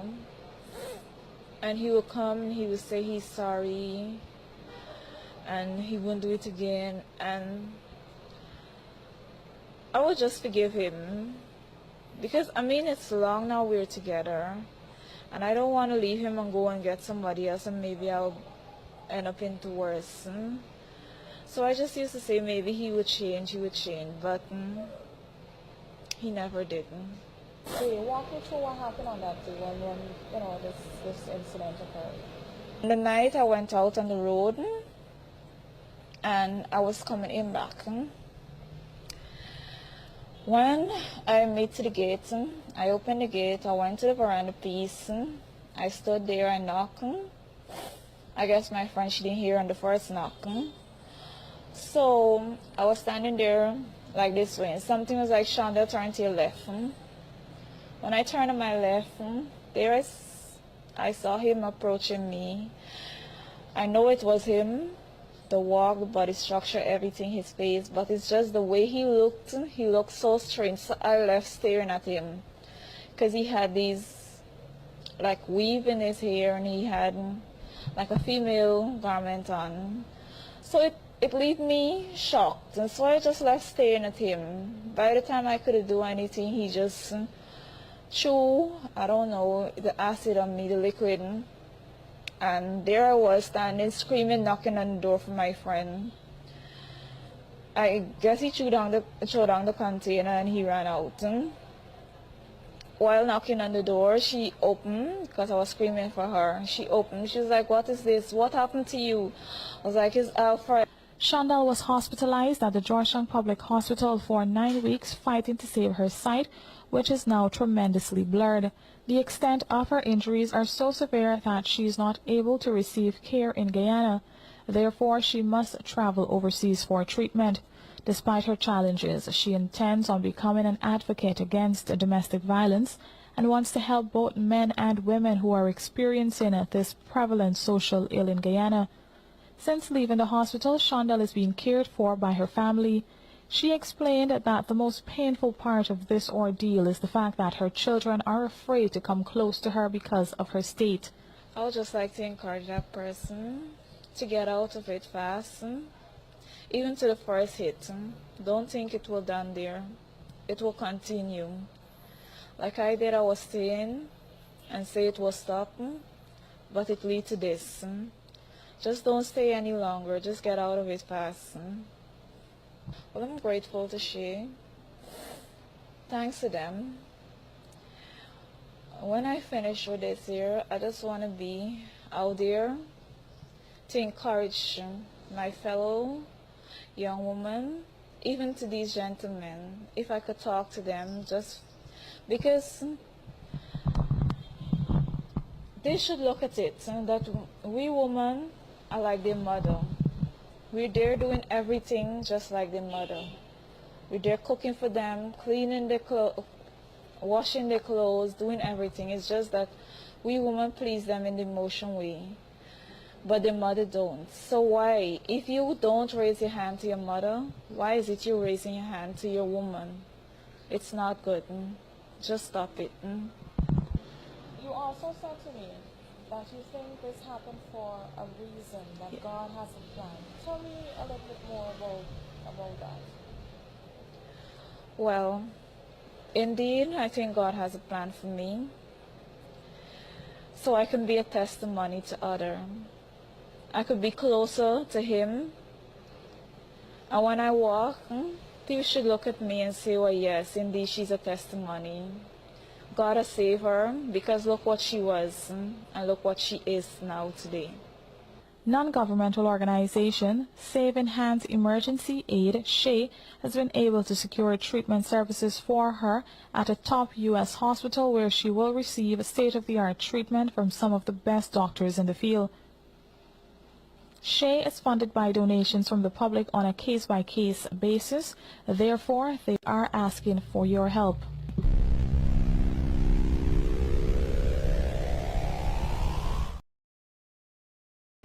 Folks, yeah, I have to show you all that. This is the same person, this same Alfred de Jong, who disfigured this young lady.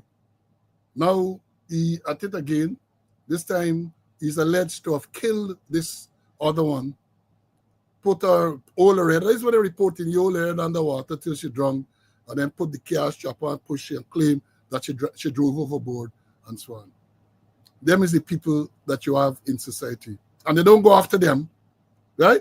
They don't go. This story is so sad. It's so sad what he did to this woman. And then what happened now?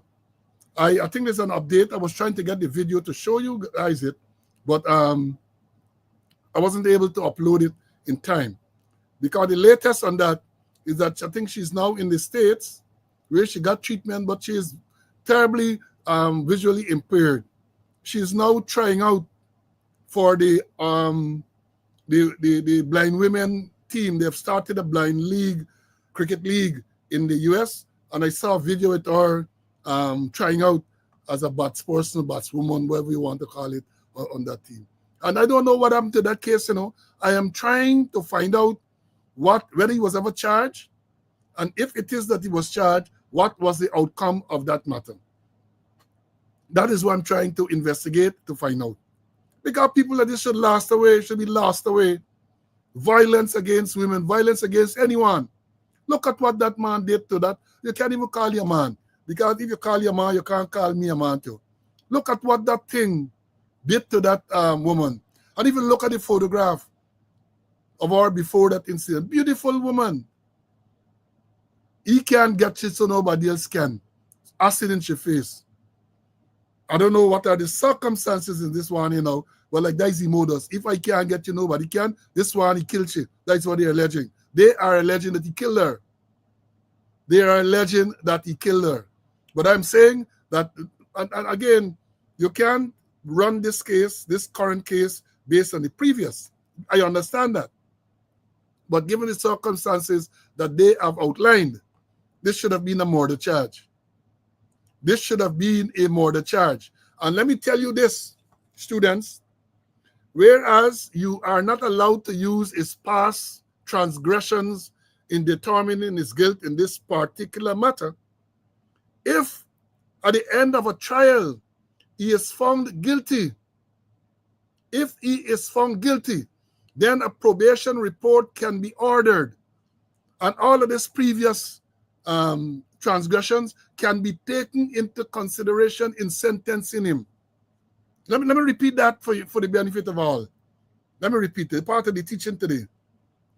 The fact that he's alleged to have done what he did, even if he was convicted for it, in this new trial, this manslaughter trial, you cannot take that into consideration in determining his guilt or innocence. You can't use that. Can't. But once he is found guilty for this crime, in terms of sentencing, a judge can then order a probation report, and a proper probation report will include all of that he disfigured this woman and all of that, and therefore it can show that he has this tendency to violence, and that can be taken into consideration in sentencing him. That can be taken into consideration, right? It shows a violent tendency.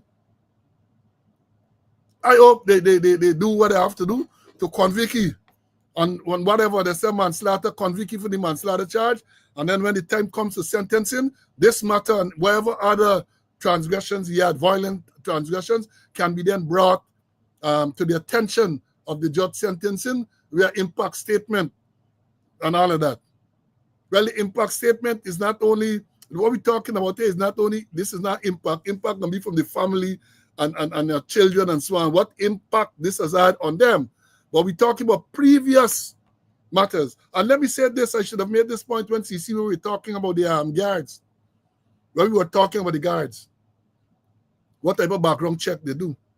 And they go to the CRO, which is the Criminal Record Office, and they will say that nothing is known of this person. CID, Criminal Record Office, deals with convictions.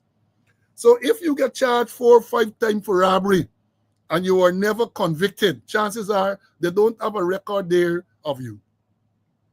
So you can be a smart criminal. They don't have a record. And that is why we say what you have to do is a proper background check. Because the background check is not only about what is there at CRO, but what people know of you. Because people got no thing in the village and all of these places. People know what type of person you are, right? So let me tell you, let me bring in CC to talk about this disfigurement of this young lady. CC, your turn, buddy. Go ahead. I saw it before, you know, and as you mentioned, Paul, that if he's convicted, there's a probation report, an impact statement that all can be come into play in terms of sentencing, you know. But I want to know what happened with the previous matter. What happened with the previous matter? And I heard, and it's still to be confirmed that either he was a police or he's a police. I don't know, you know, there's some other thing we need to dig it into. But for me, as we mentioned earlier, is murder. Well, there was some article I read which said that he was under close arrest, which gave me the impression that he was a police. But I have made inquiries and I have been told that no, he was not a police. He was not a police. And in answer to Denise asked a question here, is Denise Champagne, whether his previous conduct can be taken into consideration when granting bail. Yeah, the prosecutor can make an application for bail to be denied because this man is known to be a violent man and all that in bail, but not to determine his guilt in this matter. But once you come for bail, you can make an argument that he has a violent temper, and therefore, as we have said repeatedly, grounds to refuse bail is likely to interfere with witnesses, he's likely not to return to court. Those are grounds for bail can be refused. So yes, that can be taken into consideration for bail. But again, not to determine his guilt in this particular matter. But once found guilty, then your previous, your record can be taken or should be taken into consideration. Your record. And that is where we say impact statement and probationer's report will come in and they will say what type of person you are. And in many cases, it acts in favor of the convicted person because they might come and say this man is a good family man and so on. Whatever. The statement might come and might be favorable to the convicted person. And of course, it can also be unfavorable where they reveal all your background. They go back all it when you do probation report. Since you're a little boy, they come back, you're bringing your father, single parent, you grew up a rough time, and all of those things can come into play.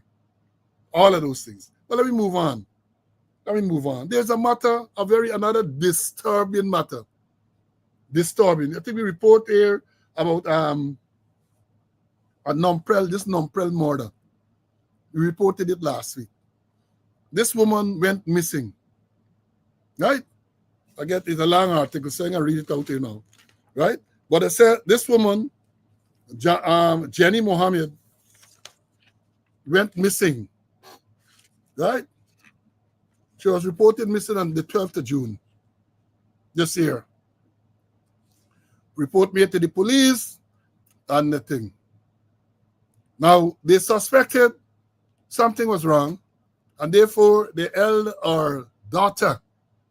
They held our daughter and the daughter boyfriend, so to speak, common law husband. The story is that this daughter and the common law husband moved in by Jenny. God, they said they had some problem where they live in, they moved in by Jenny. But it would appear, based on what is reported, they had this tendency to work late in the night, which Jenny did not like. And therefore, Jenny objected to them coming in late and say, hey, you have to move out. Right? The lifestyle wasn't pleasing to Jenny. You got to move out. And you know what happened? You know what has been reported? Jenny's daughter and she Kamala, or she man, right? Kill she. Look the pictures here. This is Jenny here, beautiful soul. This is your daughter, Sophia. And this is the boyfriend or the Kamala husband, Austin Ramchan. They stab this woman up and kill she, tie she rope around she neck and all sort of thing. And when they done all of that, they put her body in a garbage bag and go dump it somewhere by Eccles. I want you to understand what is going on in this place. And one of the reasons why I'm showing you the picture too, because when things happen, some people try to create the impression is only one type of people that do these things, right? But crime and get boundaries when it comes to some of them, and get ethnicity and all that, people committing crime. This woman took them in, Jenny Mohammed took them in because they had difficulty where they live. She tell them, look, me don't like your lifestyle. They want decide that you got to move out.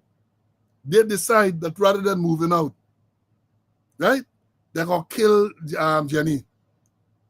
And they kill her, stab her up in the same house, because the police said later on, when they went there, they did tests, they found blood stain, and under intense questioning, Safina told them that the mother was killed. And she then took them, she took the police, this new bypass road, and the body there, this is Jenny. Decomposing body found in the area there, and these two are suspected or well alleged, charged now for murdering this woman. I want y'all to understand that, you know. I want y'all to understand. Crime and race, even though they want to portray it like that. Crime and race. Before I bring him, Mr. Khan, we look at this next one here.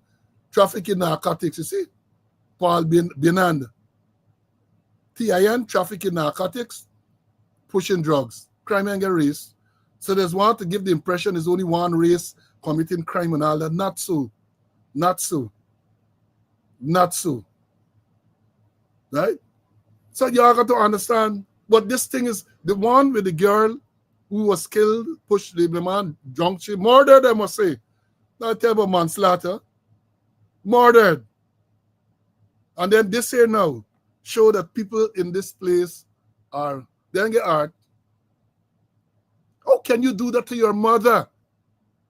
Well, just like the one, you know, the one from the expired, traumatized sperm kicked his mother down the stairs.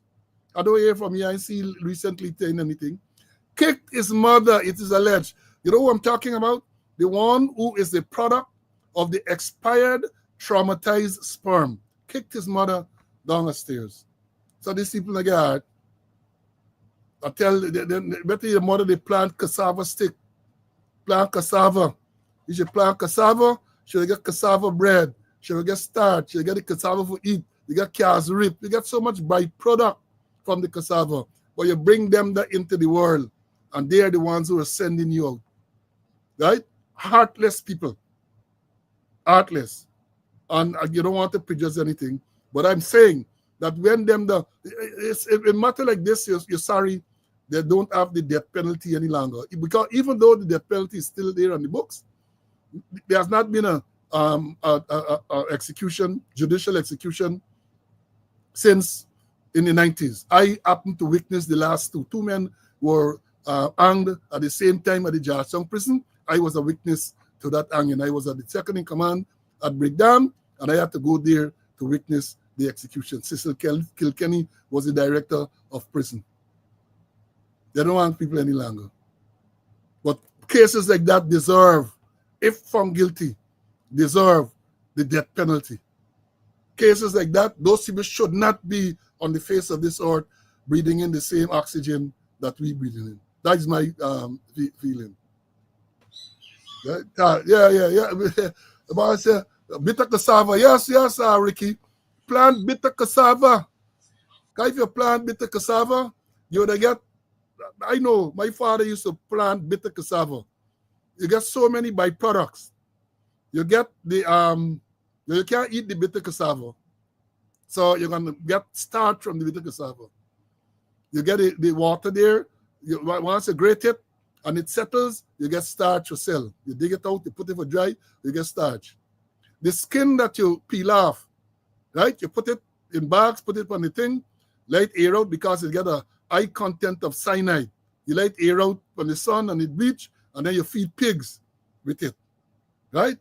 Then you get casserip because the water that boil off, you make casserip with it. Very a good product, byproduct, bitter, and possibly don't say, and them country people don't say cassava, bitter cassada,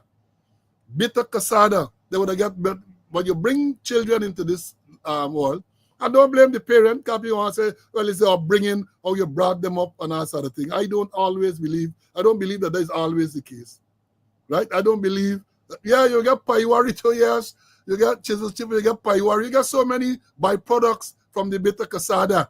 Let me bring in CC, man. CC is a country man. He must know what bitter cassava or bitter cassada. Okay, you work in ENF Division 2. Your take. No, not really only ENF in the West Borbis area. You get quinches and cassava bread and all kind of thing there. But getting back to this issue, where there are lessons to be learned. First, that you missing person, you treat missing person as murder until proven otherwise. I've always referring to my experience at my coins as constable. I took a missing person report and it ended up to murder. And there's a case, I don't know how they treated it, but that is reported that she was missing and it turned out to be murder. And I must give the police a little bit credit there, maybe they did a little forensic investigation because they found what appeared to be blood stain and blood spatters and everything, and they work on it in the house and I think in some vehicle. That then depend wholly and solely on confession statements, because when the confession gone through the window, the whole case goes with it. So apparently, like they did some little good work here from starting to look at the blood stains, blood spatters, what in the house, in the car, and then elsewhere. So kudos to them, especially for that part of it. But I don't know if from the beginning, if they're taking it as the missing person as murder until proven otherwise. I don't know what action they took. But I think they got some bogus SOP dealing with missing person. I don't know if they'd follow it or everything.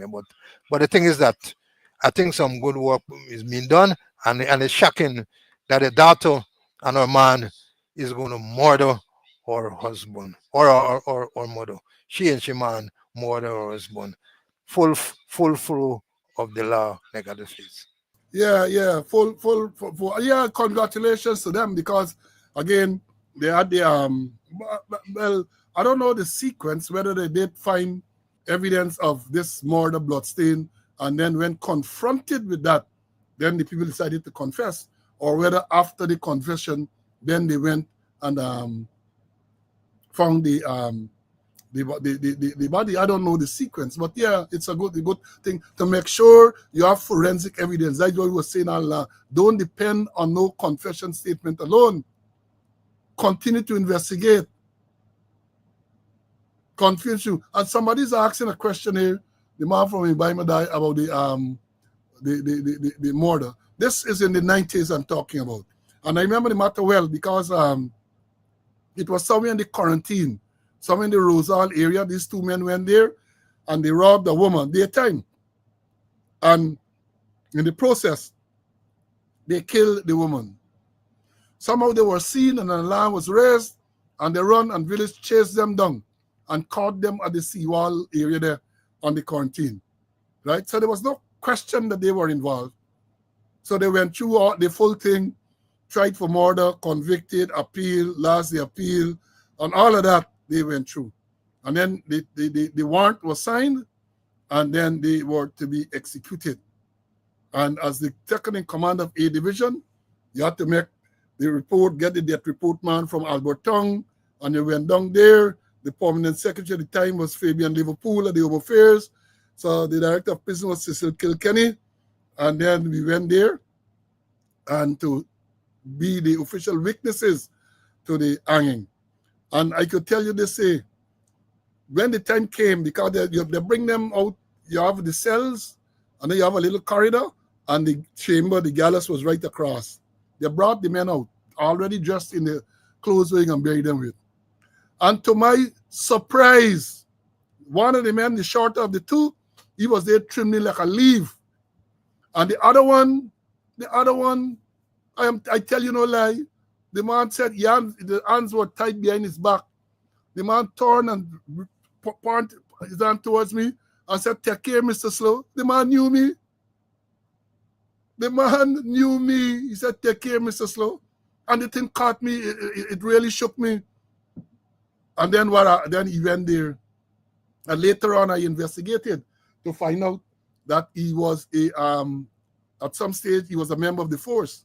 So that is how he knew me. Both of them, put them there, put them on the trap door. And then the one man in this room with a hood over his face, over the eyes and the nose and the mouth. That's the hangman. And he has the arm on the lever. And then killer, Cecil Kilkenny, looked at his watch card, it was 8 o'clock on the dot. The execution was to be. And then when 8 o'clock, he dropped the answer, and then the man fly the thing, boop, they're gone down there. Dead man. In them days, people gather because you used to know death warrant read. People gathered outside in Durban Street. I remember the gallows there right next to Durban Street. And then they're going to hear when it fly, and they know they're done. Then you get a pathologist will come, because the gone downstairs there, and then he's going to do what he got to do. Death by judicial execution. The death report man write up whatever documents he got to write up. And then later on, because the grave, unmarked grave, would have already been dug at La Pentere, unmarked. Other prisoners carried them there, and they dump them in there, and that's it. Unmarked grave for the convicts. And talking about that, there's another matter, the same matter with this girl that was killed in the car. See a lot of comments, so we got to set things right, you know. Because the father was upset over the fact that when the postmortem was done on Sunday, he was not allowed to witness the postmortem. He said that he went there, he identified his daughter, and then they asked him to leave the room. That is not unusual. People are not allowed to witness the postmortem. You identify the body. So you all understand this. The police will call you to identify the body. Because in the report, you're going to say body identified by John Jones. You put the relationship, father, brother, whatever it is. You identify the body. And then you're asked to leave the room, and the doctor will go, well, get cut man, they go to work, and so on. So the father was upset that he wasn't allowed to witness the postmortem. And I'm saying to you students that that is not unusual. People are not allowed to witness the postmortem, right? What happens is that they are going to identify a family member, or somebody has to identify the body, because on the form will indicate the relationship. Identified by relationship, the relationship is put there. So let me understand this, right? Because a lot of people in recent times, especially when they get involved police shooting and all this, they make a big noise. Oh, they're not allowed to. They put them out of the room. They're not allowed to witness the postmortem. That is not unusual, right? That is not unusual. So the police tell you got to come out. They're doing what is the established thing. I don't know how legally grounded it is, but that is the established practice. Someone identifies the body, and once you identify the body, then you're asked to leave, because the doctor and them going to do the thing. I don't know the real reason. That has been the practice all the years as I know it. I don't know, as I've said, I don't know if it is grounded in any law or so, but that is what has been happening all the time, right? That is how I know, right? The police, especially the one who is doing the investigation, he is the one who will witness the postmortem examination. The police can witness the postmortem examination. And many times, before the postmortem even starts, there is a conversation between the investigator or investigators and the pathologist. So you'll give your idea, well, this is what we investigating, and this is what we suspect, and then he can do his thing, then I'll either confirm or not, whether your theory is correct. That is how I know it. That is how I know it. Right? Let me ask CC if he wants to add anything to that. CC, do you want to add anything to that? You are correct, and I witnessed a lot of postmortem. I was what you call a death report man when I was stationed at Maikoni, and I had to go and witness postmortem. And yes, it's true that the close relatives, you get identify the body, and you ask them to leave, and then the investigator, would have the little conversation with the doctor, the postmortem, the pathologist, and he do his dissection, and afterward might tell you the cause of death or might give it a day later. But the relatives or other persons are not allowed to witness the postmortem. They just identify the body.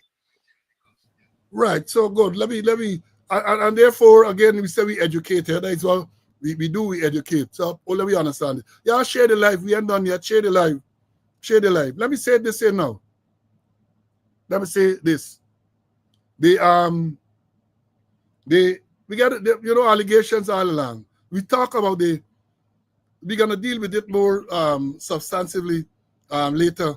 This Sabrook News editorial today about the craziness on the road and so on. We're gonna deal with it. We're gonna deal with it.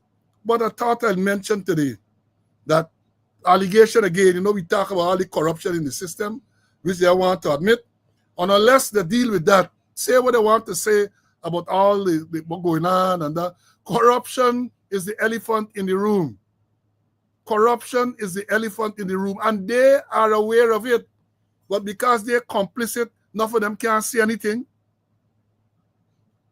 They can't see anything because they are involved. It came to my attention recently that when you talk about the driver's license corruption, in a particular ministry in Brigham, that is a nest of the corruption.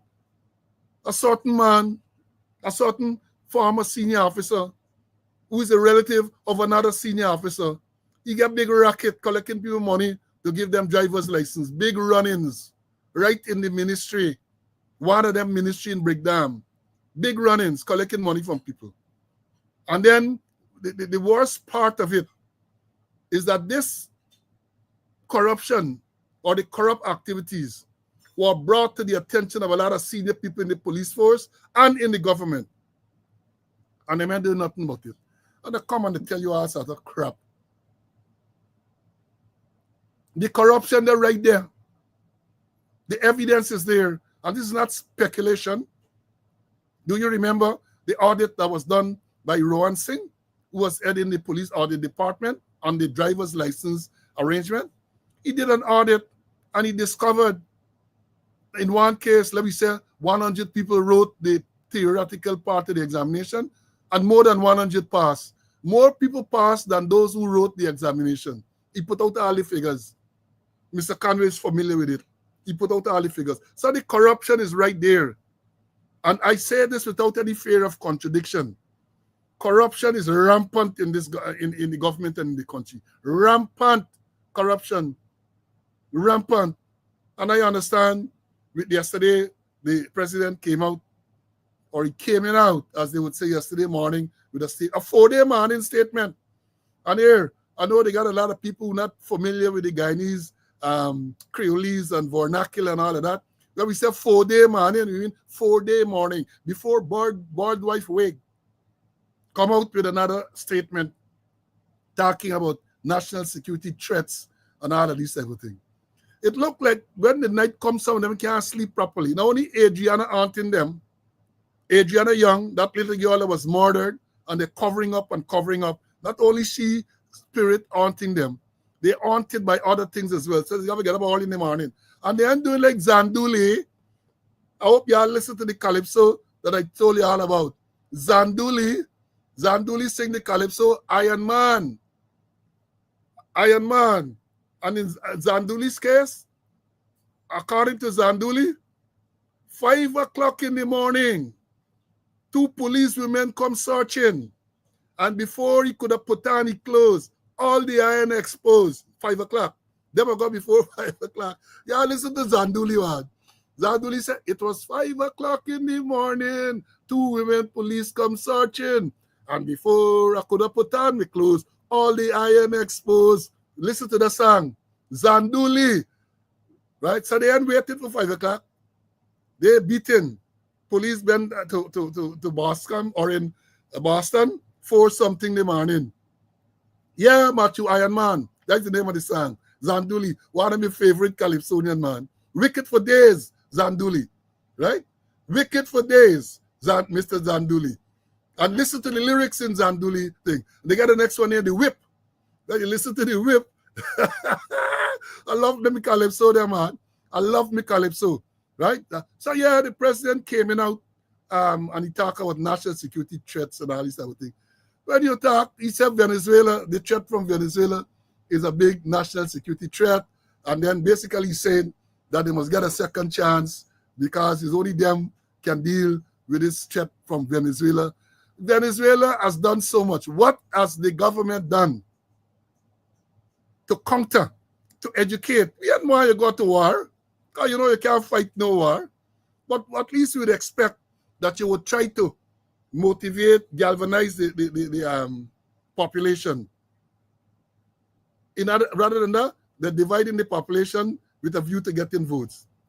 And if you're talking about the national security threat, when that became, Venezuela being a serious threat, when that became so important. Y'all remember this? Y'all remember this? You could probably, on the maritime area, give Venezuela a channel out to the sea. So you make a slight concession in the maritime area. You could. Yeah, it wasn't important. It wasn't a threat then. And there's so many other things. I don't have the time now to go into it, but trust me, I'm going to go in. You talk about threat. The greatest national security threat now, the greatest national security threat in Guyana is this kleptocracy that we are living in. And let me tell you, before I bring in Mr. Conway, let me tell you what a kleptocracy is. I ain't saying y'all dunce, but I just get a responsibility to read some of these things to y'all, right? Kleptocracy. They say kleptocracy derived from the ancient Greek word meaning thief and rule, refers to a form of government where leaders use their political power to enrich themselves at the expense of the public. This often involves stealing public funds and resources, bribing officials, and using international connections to launder the stolen wealth. Here they're going to break it down further. Kleptocracy is a type of political corruption where rulers prioritize personal gain over the needs of the population. That is one they take. Right away you take down. That is what's going on. Read the back. They get some bullets. First bullet say, kleptocracy is a type of political corruption where rulers prioritize personal gain over the needs of the population. Tick. That's going on there. Second, how it works. Leaders exploit their position to steal public funds, often through embezzlement, bribery, or abuse of power. Check 2. International connections. Kleptocrats often use international financial system to launder their stolen wealth and protect their assets, especially in countries with strong rule of law norm. Tech 3. Impact. Kleptocracy undermines democratic institutions, hinders economic development, and can lead to widespread poverty and instability. Another check. Key elements. It often involves the use of offshore accounts, shell companies, and other methods to hide the laundered stolen asset. Another check. Examples. Some examples of countries facing kleptocratic regimes, including those with high levels of corruption and authoritarianism. Combating kleptocracy. Efforts to combat kleptocracy often involves promoting transparency, accountability, and strengthening domestic institutions.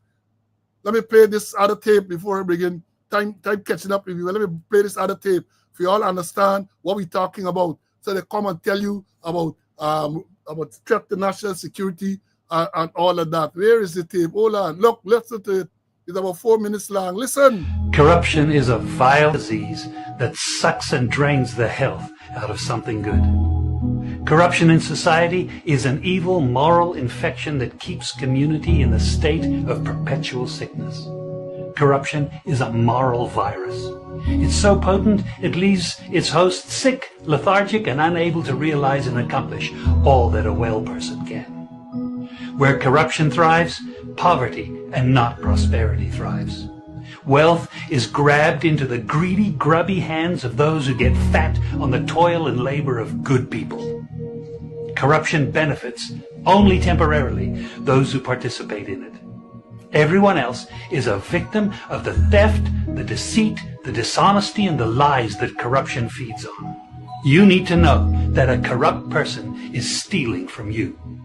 Corruption is filthy work and despicable acts of treachery done under the table and behind closed doors. Corruption is a disgusting shame. Corruption keeps a nation back from true development and from progress. Wise investors steer clear of a corrupt environment. They would rather put their resources into a place where the playing field of opportunity is equal for all and not bent towards feeding the financial lust of corrupt, lying, cheating, thieving politicians and government officials. How many wonderful development projects have been lost because the investors didn't want to do business in a swamp of evil? When those great projects go to another nation or to some other place, we all lose. Believe me when I tell you that corruption steals from you, it steals from all of us. Corruption plunders the nation's wealth.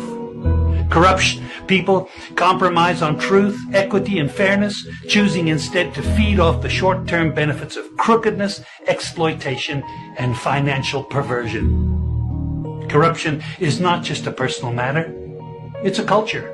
It's a way of life, not just for individual people, but for companies, communities, governments, and nations. Corrupt nations, hiding behind large companies, will seek to invest in other weak nations in order to take over the assets of the nation that they've invested into. They will provide financial loans to a nation for the much needed infrastructure, and they will do it with assets that they provide. They will sign contracts by lining the pockets of rotten government officials who participate in this kind of corruption and are then held hostage by their own deceit and greed. Corruption is nothing less than a form of theft and national robbery. A corrupt person steals from everyone in society. We all lose when corruption is rampant. Those who participate in corruption have chosen evil over good, lies over truth, and personal gain over well-being of all. To be corrupt means to be rotten. When meat is corrupt, it's rotten, and it stinks. Rotten meat can't be eaten. When a person is corrupt, he's rotten and unfit for a place in the community. A corrupt person should be jailed in order to protect society from the vile deeds of the corrupt person. Government should be protecting us from the foul results of corruption instead of being the proponents and participants in corruption. When corruption is systemic, when it's a culture and a way of life, when corruption thrives, it destroys the health of the community and nation. Now let me tell you something. Defeating corruption is a very difficult thing. The love of money is the root of all evil, the Bible says. People who love money will do almost anything to get it. Those who choose to stand up against corruption, you need to know that we're going to be involved in a war. We will be threatened, vilified, intimidated, marginalized, and ridiculed. These kind of people who stand up against corruption will often feel alone, as if they are the problem instead of the solution. Corruption can only be defeated when enough people have had enough and decide to do something about it. Yeah, we got to play it. I mean, Dennis said we should play it every week. We play it as often as we can. Let me bring in my colleague here for his closing remarks, and then I'm going to do a wrap. CC, we have had a long morning. Your closing remarks, my brother. All right. I listened to the president, talking about threats to national security. And he in his own, what he normally called seagull type of management, here's something going wrong, flying, crap up on everybody, shit up on everybody, make all that noise, and then flies away. And the threat to national security, I listened to the chief of defense staff, and I was pleasantly surprised when I heard him mention about the dime, the thing that we've been propagating a long time ago, that we should look at diplomacy, intelligence, although he said information, military, and the economy. But you gotta put in money where you out there. You gotta give reality to it, not just talk. And threat to national security is also like you get people in the Guyana River at Ettering Bang, soldier who can't swim, and they got to patrol the river, and soldier who can't swim, and they're gonna know proper lifeguard and them kind of thing. That is threat to national security. And here they got police who can't swim, and they are those border look at them things is threat to national security. And then Jack Dio giving the pathway to the Atlantic.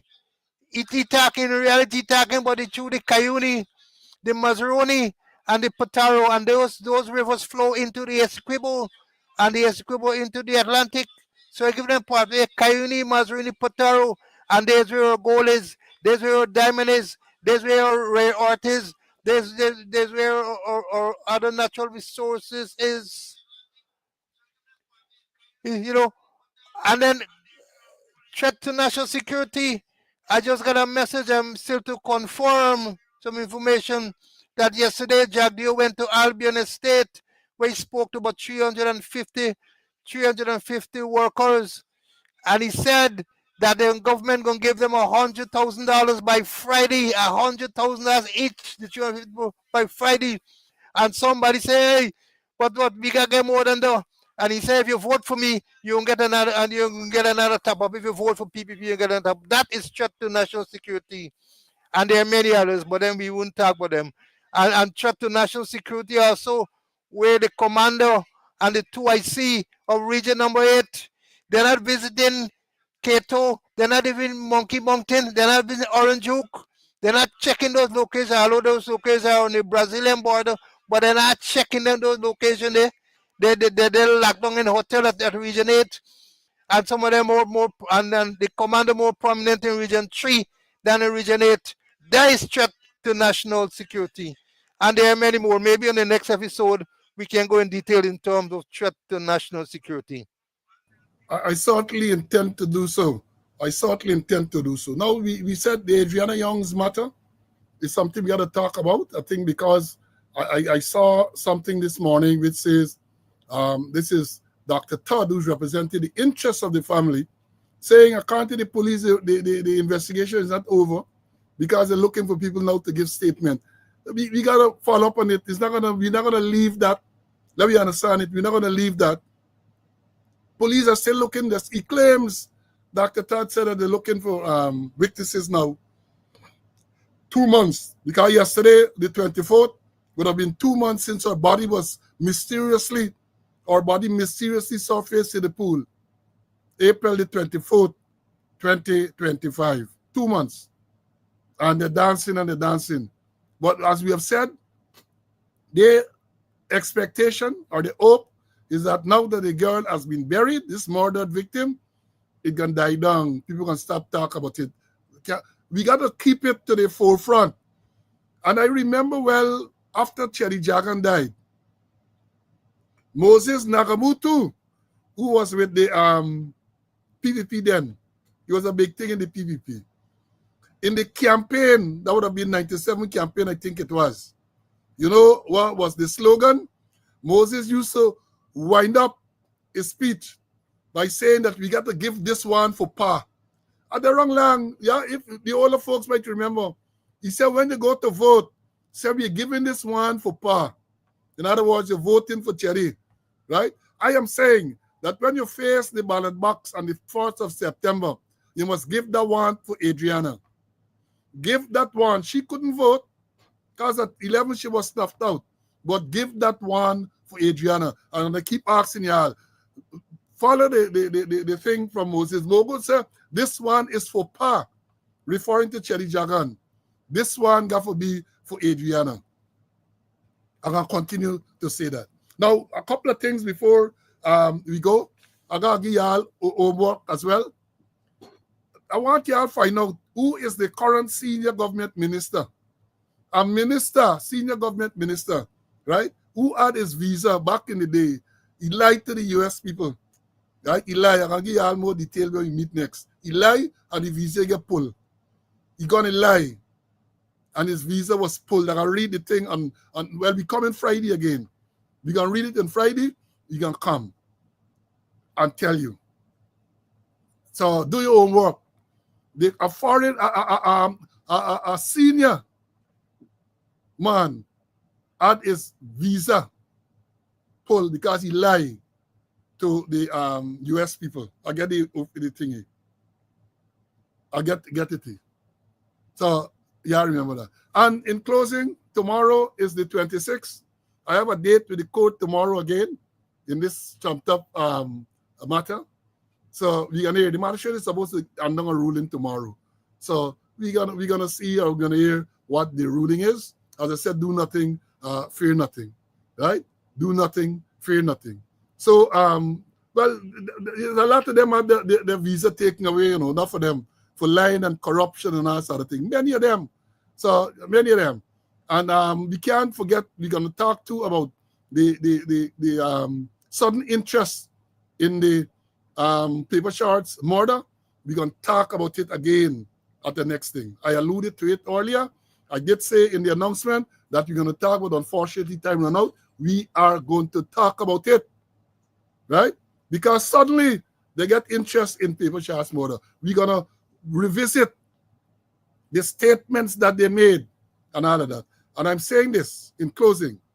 The PPP are extremely, extremely desperate at this time. And the only way they can be that desperate is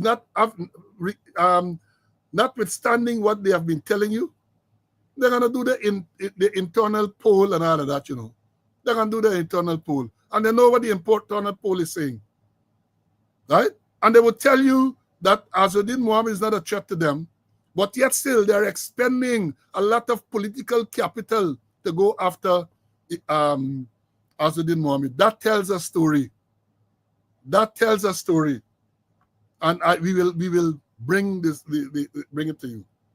We're gonna tell you about it. Not threat to national security. When you get a senior government official, right? Senior government official sanctioned by the US for corruption. You got a senior police officer sanctioned by the US for drug trafficking, and you're talking about threat to national security. What have you done? What have you done? We're going to go in and we're going to deal with it. Folks, we have had a long day. I won't keep you all in class for too long. I know your snacks finished and all of that. We are going to be here on Friday in the afternoon. Friday's afternoon time. Friday afternoon, we're going to come and we're going to bring you the Friday afternoon's episode of Speaking Out, Exposing Corruption and Incompetence. Until then, we urge you to be safe, stay well, right? Stay well. We also urge you to make your contribution, those of you who can, right, to the continued airing of this program. So until we meet again Friday afternoon at 4 o'clock in the afternoon, stay well. Bye.